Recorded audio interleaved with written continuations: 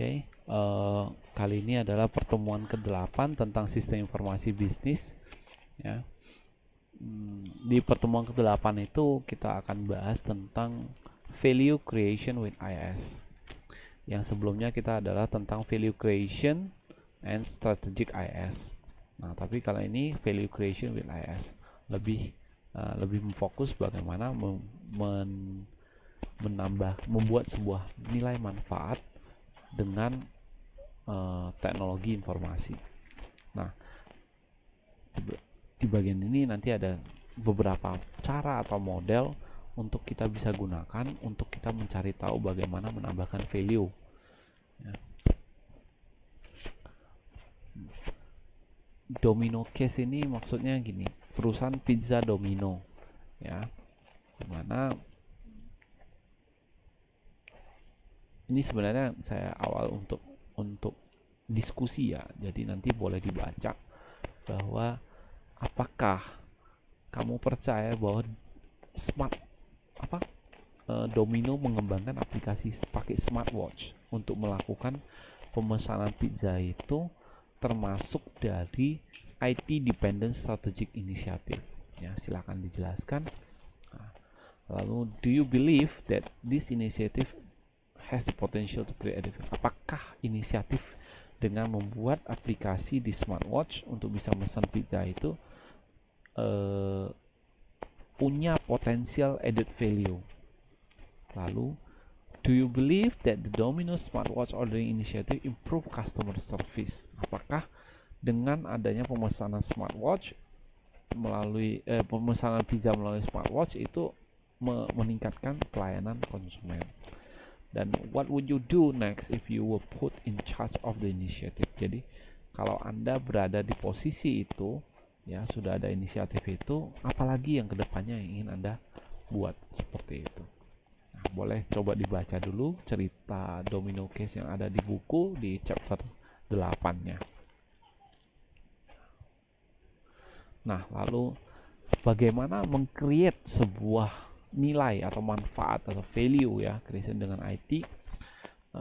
Ada beberapa cara. Ini adalah traditional model yang biasa sebelumnya sudah dipakai untuk beberapa project-project added value, project-project value creation yang pernah ada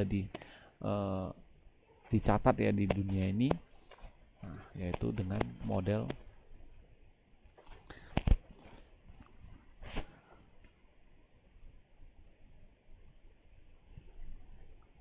alat analitik ya, analytical tool to find opportunities.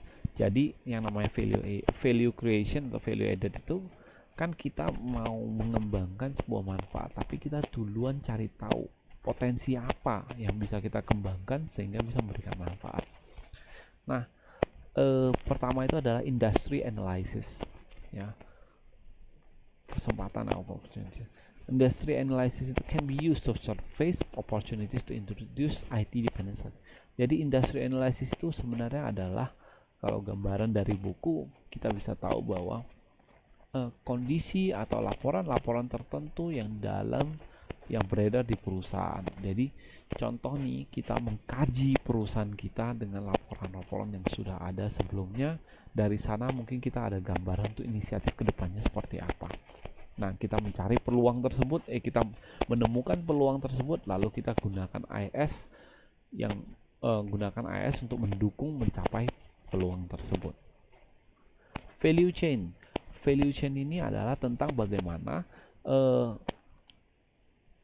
jadi dia dibagi dua aktivitas, primary dan support activity. Jadi primary adalah aktivitas utama dan perusahaan, support activities adalah aktivitas pendukung dari perusahaan, yang mana aktivitas tersebut masing-masing punya gambaran bahwa bagaimana arahnya, ujungnya itu adalah margin profit untuk perusahaan. Nah, dari fungsinya dari value chain ini yang kita analisa itu adalah setiap bagian-bagian. Jadi value chain itu dibagi dari aktivitas tertentu, lalu dibagi lagi per bagian. Contoh, bagian khusus pembelian, bagian khusus pengiriman, bagian khusus pengolahan, gitu. Jadi dibagi per bagian ini. Nah, kayak kalau IT supporting ya, IT berada di support activities seperti itu. Kalau karena produknya mungkin produk barang ataupun jasa jelas, cuman dia bukan berbasis IT perusahaan ini. Nah, sehingga IT-nya itu tidak menjadi bagian dari primary activities. Nah, lalu value change dari sana itu kita udah bisa ada gambaran ini aktivitasnya apa, ini aktivitasnya ada nggak kesempatan yang bisa kita temukan, lalu kita pakai IT untuk menjawabnya. Nah, lalu yang ketiga itu adalah cara customer service life cycle. Nah, customer service life cycle ini sebenarnya dibagi dari 4 fase. Fase ini semua adalah fase bagaimana konsumen dari mulai dari awal sampai dia membeli produknya, sampai dia menggunakan produknya, itu life cycle-nya seperti apa. Apa sih yang kalau saya boleh bilang itu adalah journey perjalanan konsumen dalam menggunakan produk kita gitu, mulai dari saat sebelum membeli, mencari informasi, atau itu fase-fasenya ada. Nah, itu fase-fase itu yang diteliti oleh perusahaan supaya dia tahu bahwa contoh nih ya, bahwa ada sebuah produk mungkin produknya sangat terkenal tapi untuk di daerah ini nggak bisa dicapai. Kenapa? Karena mungkin saja konsumen itu tinggalnya cukup jauh atau usaha untuk mendapatkan barang tersebut cukup menguras energi atau waktu, sehingga produk ini sulit untuk didapatkan oleh konsumen. Nah, bukan berarti produknya nggak bagus, tapi memang bagaimana journey ya, perjalanan konsumen dalam produk tersebut juga menjadi masalah, atau perjalanan konsumen dalam menggunakan produk tersebut juga bermasalah. Contoh saja ya, produk yang bisa kita beli tapi pada saat kita baca buku panduannya kurang jelas. Nah, ada beberapa hal yang tidak lengkap sehingga konsumen sulit untuk menggunakan produk tersebut dengan baik.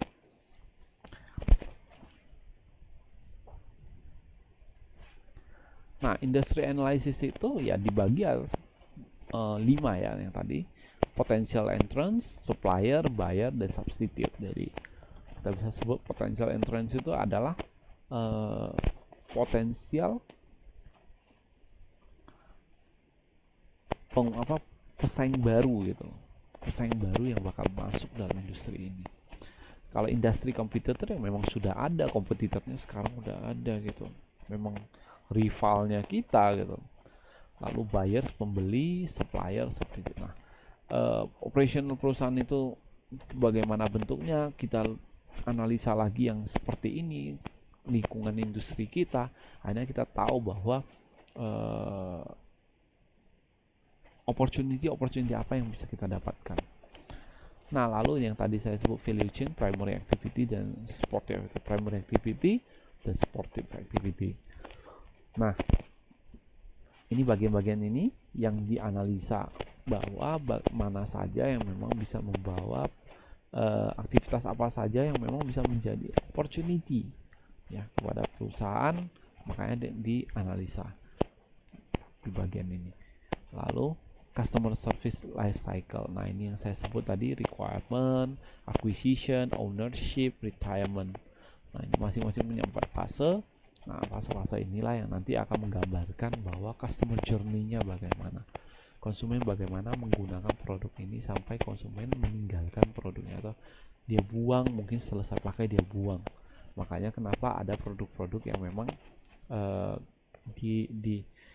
dia apa ya, lebih sepertinya mendukung go green gitu loh. Nah, salah satunya dengan packagingnya diperbaiki supaya ramah lingkungan. Itu karena kan stage retirementnya yang diperhatikan, bahwa konsumen, ada beberapa konsumen yang ingin go green, dia ingin beli produk-produk yang memang go green gitu loh. Nah, sehingga tidak merusak lingkungan.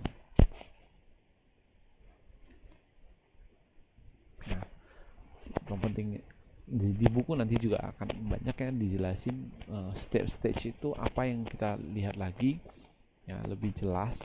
Kenapa? Karena memang boleh saya baca, kalau memang kurang jelas boleh nanti kembali tanya ke saya melalui grup ya, karena ini kan karena saya lihat gambaran besarnya, yang penting itu fungsinya.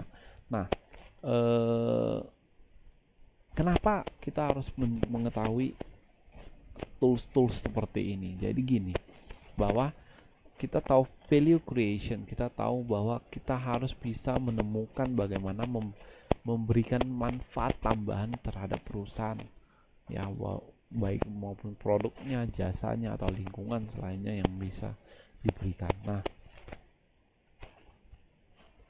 pada saat Anda kebayang bahwa Anda dituntut untuk bisa mencari atau berinovasi bagaimana perusahaan ini bisa lebih maju lagi, jadi gambaran ini itu, dengan adanya ini Anda punya gambaran gitu. Kalian punya gambaran pada saat nanti Anda di lingkungan kerja atau apa, atau Anda menjadi pimpinan dari sebuah departemen, Anda tidak, istilahnya tidak blind, tidak buta asal-asal oh ya udah saya mulai dari sini, enggak, tapi ada step by stepnya. Lihat dulu yang di sini. Nah, ini bisa menjadi panduan untuk Anda, ya. Anda bisa pakai traditional way, yang memang traditional way sudah terbukti dari dulu. Ada juga nanti beberapa yang memang sedikit gimana ya bahasanya, sedikit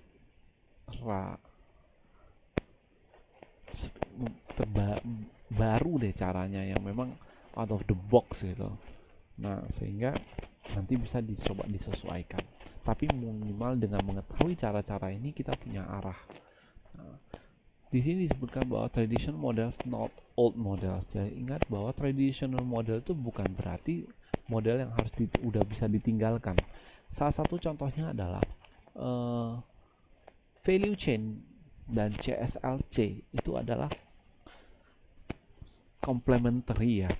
Jadi di sini disebut bahwa complementary value chain fokus on internal. Jadi value chain itu fokus terhadap internal perusahaan, sedangkan CSLC itu fokus terhadap bagaimana hubungan perusahaan dengan konsumen. Nah, sehingga mereka itu saling melengkapi, bahasanya complementary, saling melengkapi, ya, value chain and CSLC. Ya, bukan berarti kita enggak usah, ini tradisional nggak pakai. Bisa juga kita gunakan cara ini menganalisa supaya kita dapat gambaran. Nah, apakah bisa dengan cara lainnya? Tergantung cara yang kamu tentukan apakah terbukti. Artinya kan kalau kita udah menggunakan cara yang sudah terbukti sebelumnya, umumnya ya sudah lebih ada tuntunan, jadi diarahkan supaya mengarah lebih baik hasilnya karena hasil penelitian. Nah, tapi kalau memang menemukan cara baru, ya silahkan coba. Tapi kan namanya kalau udah cara baru, umumnya kan namanya dicoba. Nah, di sini juga tertulis jelas bahwa model memang sudah digunakan sangat lama, tapi tidak menutup kemungkinan juga, ya, kita tidak menutup kenyataan bahwa banyak juga project-project yang strategik itu muncul, ya, project-project strategik itu muncul dari model seperti ini. Nah, lalu specialized framework, ada yang memang cara kerja yang framework itu ada tuntunan kerja spesialis untuk itu. Nah, virtual value chain, ya, VVC model maps out the set of sequential activity that enable a firm to transform data input into some output information. Ini juga salah ketik, ada typo. Nah, jadi virtual value chain framework itu lebih ke arah dia memanfaatkan teknologi, ya, untuk dimasukin dulu inputannya. Di sini ada gathering, organize, select, syntax. Jadi kalau bagaimana kita mendapatkan bahan baku, dengan cara ini dimasukin datanya, nanti dianalisa oleh komputer bahwa caranya untuk ini ada kesempatan seperti ini, opportunitiesnya, atau ada celah-celah yang memang bisa kita usahakan untuk memaksimalkan. Nah, itu fungsinya menggunakan bantuan teknologi sih sebenarnya, lebih ke arah virtual value chain-nya. Nah, lalu virtual value chain itu juga kita dengan cara itu dari gather, organize, select, synthesize, kita akan melihat gitu, melihat bahwa ada di kuadran mana. Jadi contoh nih, theoretical repurchase rate. Jadi secara teori rating pembelian ulang. Jadi barang udah beli, oh bagus, lain kali beli lagi. Nah, lalu degree of customizability. Jadi tingkat dari produk ini di customize itu, jadi produk-produk kayak mobil-mobil mahal itu, Rolls Royce itu kan di customize khusus untuk kamu sesuai permintaan kamu gitu loh. Nah, itu hebatnya kan. Nah, sehingga kita akan lihat bahwa semakin tinggi repurchase rate, kenyataannya setelah diselidiki umum, dan kalau customizability-nya juga tinggi dari produk tersebut, tandanya dia berada di bagian personalization, produk personalisasi. Lalu operation differentiation, ya, benar-benar dia melakukan bahasanya adalah coba diarahkan produknya itu ke arah personalization dengan melakukan beberapa perbaikan operation dan diferensiasi. Nah, kalau mau yang reward strategy, loyalty, rewards, reporting, ya mungkin bisa saya produknya, bayangin ya, lihat ada produk-produk tertentu yang memang customizability-nya rendah. Ada produk ini memang standar untuk semua bisa, sehingga dia main apa supaya purchase rate-nya tinggi. Dia main dengan reward, jadi dikasih promo, dikasih apa supaya mereka terus membeli, seperti itu.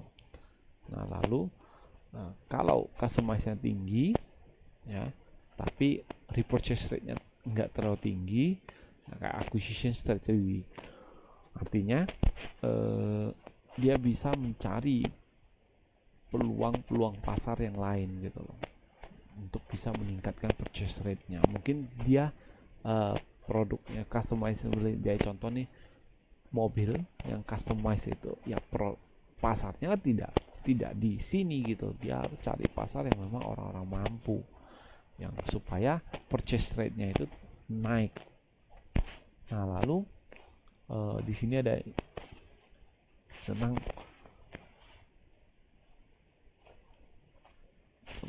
skema yang hampir sama ya, artinya ini dia pakai upside potential. Oh ya, sama ya, data availability, jadi kan pasti ini ada buy datanya. Nah, kenapa ini kata-katanya beda? Satu trade off, quick wins, losing cost. Jadi contoh data, kalau data availability-nya tinggi nih, oke, lalu upside potensialnya tinggi, jadi kemungkinan bisa dicapai ya upside potensialnya. Nah, itu imperatif itu bahasa apa itu imperatif?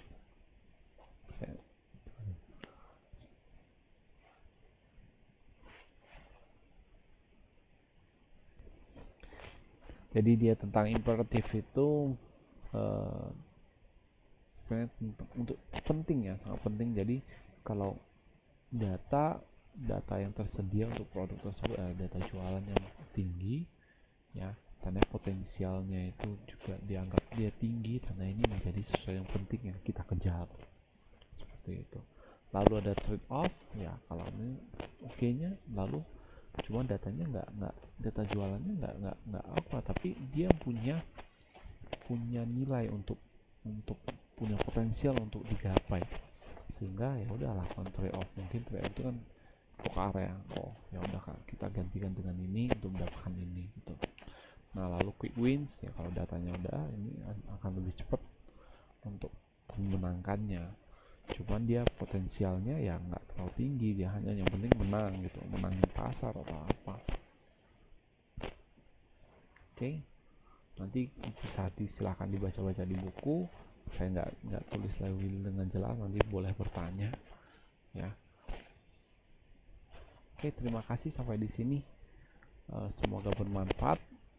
Salam.